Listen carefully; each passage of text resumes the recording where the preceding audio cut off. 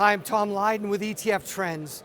Here in Washington, D.C. at the Charles Schwab Institutional Conference, here with Gary Henson, who's the President and Senior Managing Director at Tortoise. Gary, great seeing you. Thanks for having me, Tom. Appreciate it. There's a lot of discussion about oil now being north of 70 bucks a barrel. So people are talking about MLPs a little bit more as well. They are. What's your view on the market? Yeah, I would tell you that our four portfolio managers all think MLPs or midstream energy in general is relatively cheap. Almost any metric that you look at, they're probably 1.5 to 2 standard deviations relative to their historical valuations. Okay, so with that in mind, and especially as advisors are looking at volatility in fixed income, volatility in equities, is now the time to think about diversification to non-correlated assets. Well, I always joke that every asset manager always thinks that you should buy their stuff at this time, at all times, right? But the argument is that this market has been moving at pretty geometric rates over the last couple of years, where the midstream energy hasn't. So if you're looking for some level of valuation that looks attractive, we would argue midstream energy looks pretty attractive. So aside from a pure MLP play, TPYP, which is TPYP, yes. How is that different from other strategies that are out there? TPYP is structured as a RIC. So we only have 20% MLPs and 80% of midstream energy companies that are characterized in C corporation structures. Okay, publicly traded. Publicly traded. Right.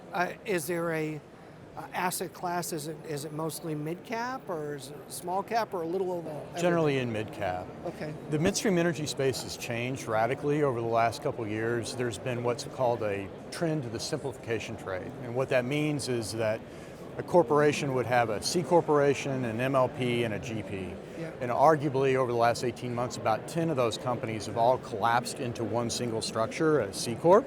So that's changed the characterization of many of the indices that are out there. Okay. So to express the midstream energy trade, if you want to get broad-based exposure, being in TPYP can give you broader-based exposure than just being in an MLP midstream energy fund. Yeah. So do you think the combination of MLPs and these mid-range energy-related companies is a balance that seems right? Yeah, we would argue the major indices that are out there that are tied to just MLPs, they're really tied to a structure. They're not tied to the underlying assets. Okay. The underlying assets are what you really want to invest in. So if you really want to invest in pipelines, you want to have broad-based exposure to pipelines. And by marrying an MLP index with something that we do, a more broader index, marrying those two things together can give you exposure for the entire asset class. Great.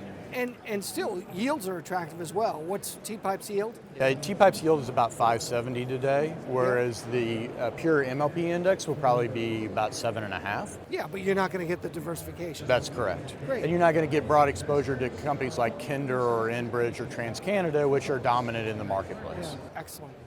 Gary, great seeing you. Thank you. Thanks, Tom. I really appreciate it. it. All right.